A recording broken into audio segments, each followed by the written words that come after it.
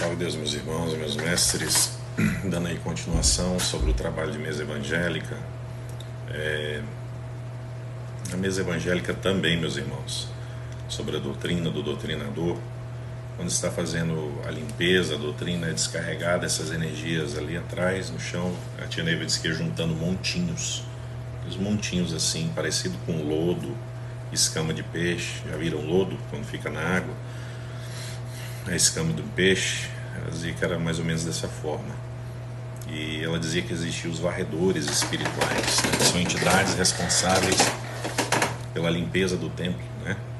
E existe um fogo, que é uma energia magnética, chamado fogo etérico, que ali queima o resto dessas impregnações que fica ali, né? Que é descarregada pelos doutrinadores. O templo é sempre limpo, né? Pela espiritualidade. Na mesa, nos tronos, acontece esse fenômeno, né? Queria falar para vocês também sobre o hino do sofredor, né? Muita gente não tem esse conhecimento, porém esse é o único hino do Vale do Amanhecer que pode ser mantrado e cantado somente na área evangélica antes de iniciar o trabalho da mesa. Ali quando vocês estão formando, estão na fila, ali sentados, é o único momento que você pode cantar. Por quê? Este hino, ele atrai, meus irmãos, o irmão sofredor. Olha como ele é cantado. Vem, meu bom irmão, te chamo eu, compadeço porque és sofredor. Então você está chamando. A nossa mente, o nosso ectoplasma tem poder de atração, né? Então esse hino ele só é permitido cantar ali. Os outros mantras não. Pode cantar no seu carro, em sua casa, botar para tocar, até harmoniza o ambiente, ajuda em muitas coisas, até numa libertação, né? Mas o hino do sofredor só pode ser realmente tocado, cantado ali, na área evangélica, antes de iniciar o trabalho. Não tem muita gente que canta ele em casa, no trabalho ou viajando e não sabe que não pode, né? Você está atraindo os irmãos sofredores. Ele te escuta. Em qualquer lugar tem irmãos sofredores. Em casa, no trabalho, na rua, na estrada, todo lugar tem irmãos sofredores, né? Então, meus irmãos, vamos ter cuidado, né? Mais sobre a mesa evangélica, são falanges de espíritos que é levada para ali, tá? Pelos cavaleiros de Oxós, pelos pretos velhos, pela espiritualidade, fica ali de frente o templo em uma rede magnética, aguardando o momento de ser introduzido na área evangélica, cada um no seu tempo determinado para passar nos aparelhos. Tia Neiva dizia que o médio de incorporação ele tem poder de segurar qualquer espírito incorporado, né? E jamais ele pode fazer escândalo, dar murro na mesa, gritar, fazer estardalhaço, que isso é desequilíbrio do médium amparado. Tem até áudio dela falando isso, né? Explicando. Mesa evangélica é um lugar que tem que ter equilíbrio também. O médium amparado já fica nessa posição, meus irmãos, porque o espírito fica amarrado. O cavaleiro de Oxós, o mentor, vai lá e amarra ele. Ali, quando o doutrinador faz a puxada, abre-se a áurea do aparelho, em formato de cruz, e o espírito é introduzido aqui, como eu expliquei para vocês. Ele vai ser doutrinado, ele está amarrado, certo? Ele não tem condições de fazer nada. Porém, o médium de incorporação sente as sensações desse espírito, né? Sente dor, sente facada, sente dor de cabeça, sente vários tipos de sensações, sentimentos e dores, vontade de gritar, né? O médium amparado sente, todo médium amparado tem esse relato, porque sente mesmo, mas é o que o espírito está sentindo, não é você.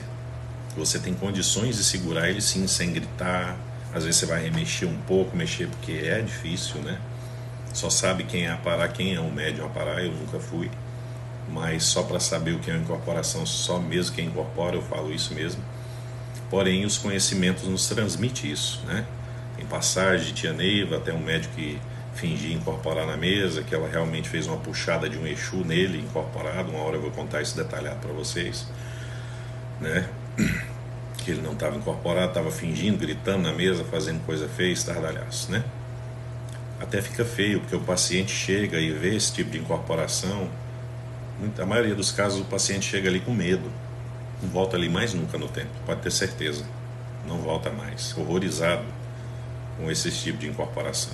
Então vamos ter conduta doutrinária, jaguares, tá?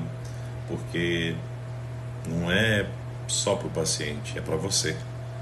Porque a nossa evolução do nosso espírito depende muito da nossa conduta doutrinária, né? Desculpa estar falando isso aqui, mas isso é para o conhecimento de todo mundo. Eu sei que a maioria às vezes nem sabe disso, né? Acha que pode, e às vezes falta um pouco de instrução, né? Também sobre a mesa evangélica, no retiro, sua mãe dizia que a segunda mesa evangélica do retiro é os irmãos que vêm trazidos, recém-saídos de Pedra Branca. Espíritos que vão para Pedra Branca são espíritos que são pessoas que são ateus, que não acreditam em espíritos, e pessoas também que não têm um conhecimento espiritual necessário. Pedra Branca, segundo era um lugar que é muito parecido com a Terra. Lá tem grama, água, etc. O espírito fica lá dormindo 7 dias em uma maca, dormindo, aguardando o mentor dela vir acordar ela, né? E muitos casos, muitos espíritos desse, há a necessidade dele passar num trabalho de mesa evangélica. Geneiva chamava esses nossos irmãos de mortinho, que são espíritos que têm poucos dias desencarnado. Era uma palavra que ela usava. Se vocês quiserem procurar, até veteranos que ainda são vivos confirmam isso. Ela chamava de mortinho, né? Então, espíritos recém-saídos de Pedra Branca passam na segunda mesa evangélica do retiro do templo. Qualquer templo, tá? Todos os templos são iguais, independente se ele é de corrente mestra, se ele não é, a espiritualidade assiste da mesma forma. É muito interessante que às vezes você chega em muitos templos pequenos e ainda vê aquela essência grande de energia, né? Quando a gente sentia no Templo Mãe há um bom tempo atrás, né? E ainda sente, né? E essa energia é muito maravilhosa, né? Mas Tia Neiva, antes de desencarnar, falou para os jaguares: a mesa está pronta, está farta. Os trabalhos que ela estava querendo dizer, as leis estavam prontas, que não precisava alterar nada e nem criar mais nada, porque tudo foi trazido. Tem muita gente que diz assim: ah, Tia Neiva não deu tempo dela trazer isso. Não, meus irmãos, isso não existe. Ela teve o tempo necessário, sim, de trazer tudo. Está tudo pronto. Porém, muitos jaguares não estudam, não procuram o conhecimento. E, mas eu não preciso de conhecimento, eu preciso do meu preto velho, da minha preta velha, que me diz: não é bem assim. Muita coisa o seu preto velho não vai te dizer na sua consciência. Porque senão não existia, não teria necessidade de ser escrito nada. Tudo que foi escrito em cartas, em livros da doutrina, foi porque Pai Seta Branca pediu para escrever, porque no futuro os jaguares precisariam estudar e aprender para dar continuidade a essa doutrina. O conhecimento, jaguares, dessa doutrina é para todos, basta aprender. Porque você, jaguar, precisa fazer o seu trabalho corretamente, precisa saber o que você está fazendo, precisa entender o que você está fazendo. Sua mãe dizia que um trabalho errado é pior que ritual de magia negra. E ela via na clarividência isso. E já tem templos do amanhecer por aí, que para poder formar trabalho na corrente mestra, falta número de médio, vai lá o adjunto e manda fazer. Está errado, meus irmãos. Não comprometam seus karmas, não comprometam suas iniciações, não comprometam suas vidas espirituais. Ainda não tem a quantidade certa para formar o trabalho, não faça. Vai chegar o momento que terá. Se você forçar a fazer, aí que vai demorar mais ainda, porque a espiritualidade é lei, é razão. Quando fala que a espiritualidade é razão, é dentro da lei que deve ser cumprida. Porque os pacientes espirituais e os espíritos encarnados necessitam da cura. Antigamente você via muita cura, como eu já vi relatos, já vi no Templo Mãe, uma pessoa levantada da cadeira de roda passando no trabalho de Rande. Hoje não se vê isso mais. Existe em alguns templos por aí, só que a gente às vezes acaba que nem fica sabendo, né? Mas precisa ser trazida de volta essa energia para a cura, ser canalizada as energias nos trabalhos.